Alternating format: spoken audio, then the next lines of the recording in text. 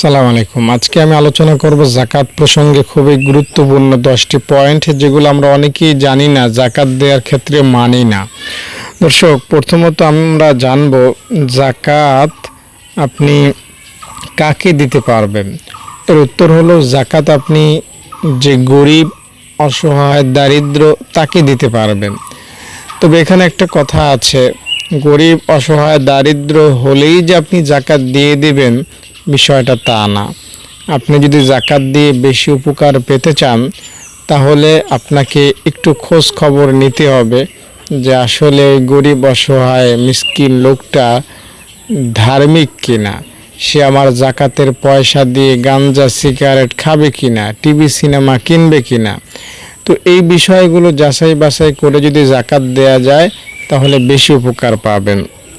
দর্শক, আপনি দরিদ্র মুসলমান, এই সমস্ত ব্যক্তি যারা ইমানকে প্রাধান্য দেয়, নামাজকে প্রাধান্য দেয়, এদেরকে এজন্য দান করবেন। এরপরে যাকে জাকাত দেয়া যাবে না, আপনি যাকে জাকাত দিতে পারবেন না, তার পরিচয় হলো নিজের বাবা মা, দাদা দাদি, সন্তান, নাতি নাতনি, স্ত্রী বা নিজের স্বামী। এদেরকে জাকাতের পয়সা দেয়া যায় না। মোট কথা, আপনার ঘরে যারা আছে, আপনার ঘরে বাবা মা আছে, দাদা দাদি আছে, আপনার ছেলে আছে, মেয়ে আছে, ছেলের ঘরের ছেলে মেয়ে আছে, মেয়ের ঘরের ছেলে মেয়ে আছে, এই সমস্ত ব্যক্তিদেরকে জাকাত দেয়া যায় না। তবে আপনি আপনার ভাইকে, আপনার বোনকে জাকাত দিতে পারবেন। ভাইয়ের মাসালা, বোনের মাসালা কিন্তু আলাদা, ঠিক আছে? তো এই জন্য ভাই বোনকে জাকাত দিবেন। বরং তারা যদি এতিম, তারা যদি অসহায় হয়, নিজের ভাই বোন, তাহলে ইসলাম তাদেরকে জাকাত দিতে বেশি প্রাধান্য দিতে বলেছে। আর দূরের একজনকে না দিয়ে নিজের আপন ভাইকে জাকাত দেওয়াটা বেশি উত্তম।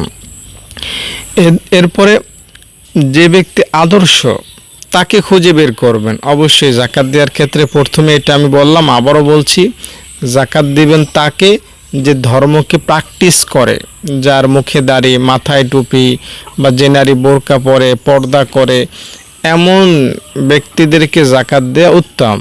হ্যাঁ, যে গাঞ্জা খায়, যে টিভি দেখে, যে মদ খায়, যে বিড়ি খায়, তাকে যে জাকাত দেয়া যাবে না সেটা কিন্তু বলা হয় না। ইসলামে এটা বলা হয় না যে পাপী তাকে জাকাত দিলে তোমার জাকাত হবে না।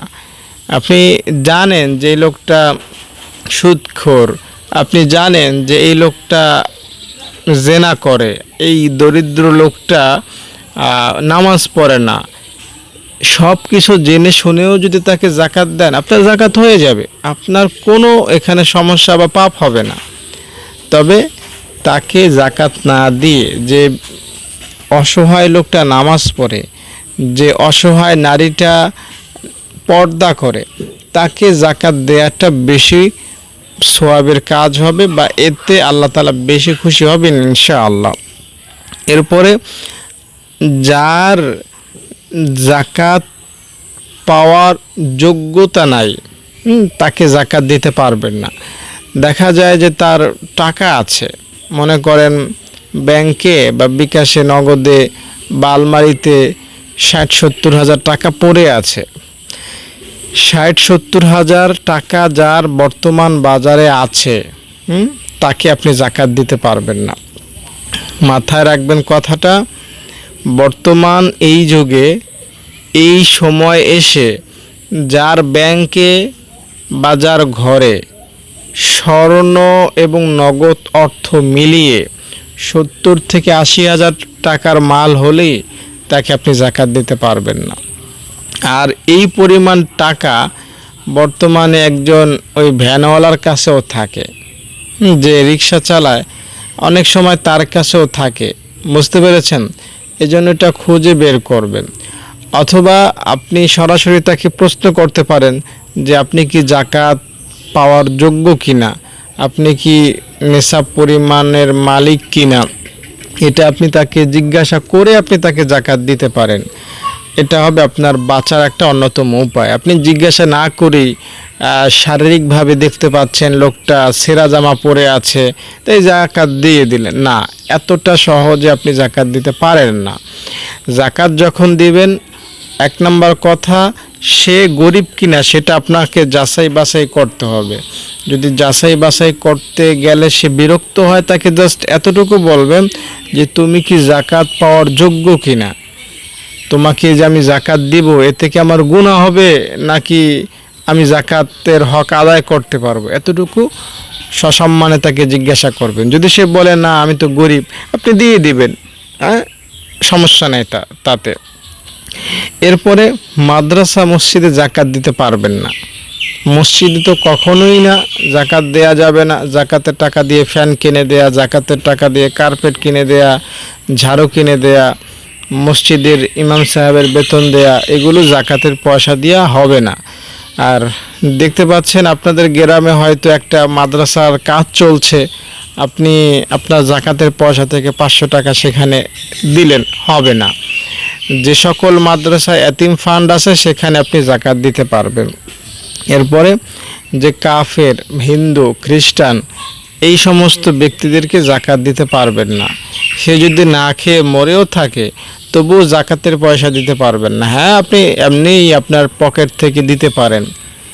আপনার পকেট থেকে একজন অসহায় হিন্দু বা খ্রিস্টান বা অন্য ধর্মের যারা আছেন তাদেরকে আপনি দান করতে পারেন, তবে জাকাতের পয়সা না। জাকাত এটা শুধুমাত্র মুসলমানের হক, কোনো বেঈমান বা বিধর্মীর হক না। এরপরে জাকাত দেওয়ার ক্ষেত্রে আপনি আত্মীয় স্বজনকে সর্বদা প্রাধান্য দিবেন। যে আমার আত্মীয় স্বজন, খালা, মামা, চাচা, ফুপু বা ভাই, বোন, গ্রামবাসী, প্রতিবেশী, এদেরকে আগে প্রাধান্য দিবেন। আপনি শহরে থাকেন তাই শহরের মানুষকে দিয়ে দিলেন না, দিয়ে দিলে হয়ে যাবে, কিন্তু আত্মীয় স্বজন যে আপনার গ্রামে থাকে, আপনাকে চিনে জানে, হ্যাঁ, আপনার জাকাতের খবর সে রাখে, ঈদ আসলে, রোজা আসলে বা একটা মৌসুম আসলে আপনার উপর সে ভরসা করে যে আমাকে হয়তো এবার কিছু টাকা দিবে বা একটা কাপড় দিবে বা একটা কিছু করে দেবে আমার জন্য। তো গ্রামবাসী আপনাকে চেনে, আপনার উপর একটু ভরসা রাখে, কিন্তু আপনি যদি তাদের উপর কোনো খেয়াল না রাখেন এটা আপনার জন্য ঠিক হবে না। তাই আল্লাহ তাআলার উপর বিশ্বাস রেখে গ্রামবাসীকে বা আত্মীয় স্বজনকে প্রাধান্য দিবেন। এরপরে জাকাতের নিয়ত অবশ্যই গুরুত্বপূর্ণ। আপনি যদি জাকাতের নিয়ত না করে আপনার ব্যাংকে থাকা সব টাকাও দিয়ে দেন আল্লাহর রাস্তায়, জাকাত আদায় হবে না। জাকাত আদায় হওয়ার জন্য নামাজে যেমন নিয়ত করা জরুরি, এরপরে আপনার রোজা যেমন নিয়ত করা জরুরি। নিয়ত ছাড়া যেমন নামাজ হয় না, রোজা হয় না, নিয়ত ছাড়া জাকাতও হবে না। এখন বলবেন নিয়ত কেমনে করব, কোন দোয়া পড়ব, নাওয়াইতুয়ান পড়ব? না না, এমন নিয়ত করতে হবে না। সাপোজ আপনি ব্যাংকে 1 লাখ টাকা আছে আপনার, এখন এখান থেকে আপনি জাকাত দিবেন 2,500 টাকা। তো আপনি ব্যাংক থেকে 2,500 টাকা নিয়ত করে উঠাবেন। এরপরে কোনো গরিব অসহায়কে দেখলে এই টাকাটা আমি তাকে দিচ্ছি জাকাতের টাকা হিসাবে না। মনে করেন আপনি একটা গরিবকে পাইলেন রাস্তায়, তার অবস্থা দেখে আপনার অনেক মায়া হলো, লোকটা খুব অসহায়, হাঁটতে পারে না, ডাক্তার দেখাতে হবে। তো আপনি পকেট থেকে তাকে 10,000 টাকা বাইর করে দিলেন। আপনার জাকাত আসছিল কয় টাকা? 2,500 টাকা। আপনি দিলেন কয় টাকা? 10,000 টাকা। তবুও আপনার জাকাত আদায় হবে না, কারণ আপনি দেওয়ার সময় নিয়ত করেন না। তার বিপদের প্রতি মায়ায় পড়ে আপনি তাকে 10,000 টাকা এমনি দিয়ে দিয়েছেন। আপনার সওয়াব হবে, দানের সওয়াব, কিন্তু জাকাতের হক আদায় হবে না। আপনাকে 2,500 টাকা অন্য কাউকে বা তাকে জাকাতের নিয়ত করে দিতে হবে। আশা করি বিষয়টা আপনি বুঝতে পেরেছেন। তো এই বিষয়গুলো খেয়াল করে যদি জাকাত দেন তো আপনার জাকাতের হক আদায় হবে, জাকাতের যে মাসালাগুলো আছে সেগুলো পরিপূর্ণভাবে আদায় হবে, অন্যথায় আপনি পাপের মধ্যে গণ্য হয়ে থাকবেন। দর্শক, এই ছিল আজকের আলোচনা। আশা করি ভিডিওটি ভালো লেগেছে। একটা লাইক দিবেন যদি ভিডিওটা ভালো লেগে থাকে, আর কমেন্টে আমিন লিখবেন।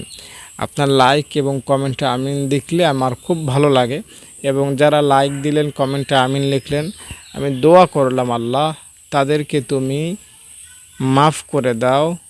আমার যে সকল ভাই বোন আমাকে কমেন্টে আমি লাইক দিয়ে উদ্বুদ্ধ করলো, তাদের গুনাহ ক্ষমা করে দাও, তাদেরকে জান্নাতবাসী করে দাও, আমিন।